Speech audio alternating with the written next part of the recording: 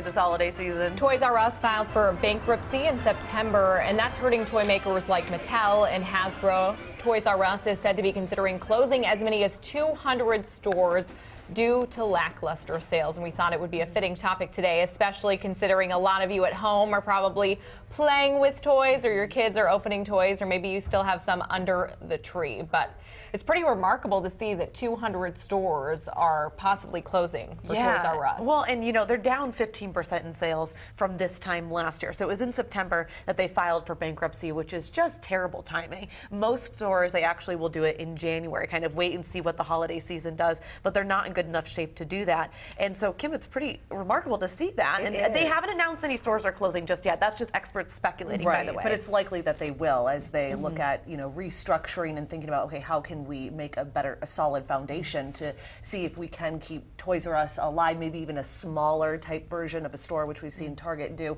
But to be down 15% this time of the year, Toys R Us makes 40% of their profits during the fourth quarter. Wow. So that hurts, and you can see why they're bleeding so much.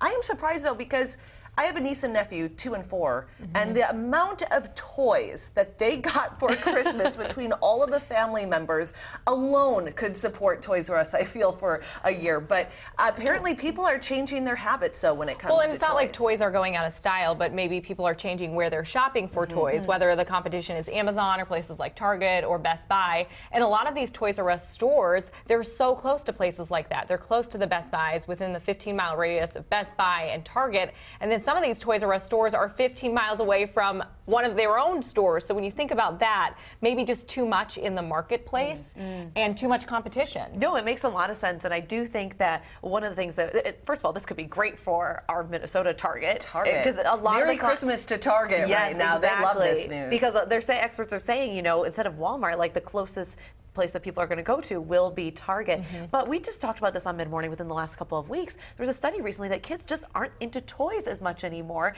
And they like the big gadgets. They like the gadgets. They like the, you know, the tablets. They have their own and the kid iPads. And, it's so different now, and that kids are not playing with toys as long. So they're stopping at 8, 9 years old versus, you know, you think about 20 years ago. When did you guys stop playing with toys? Oh gosh, I played it with my Barbies way too late.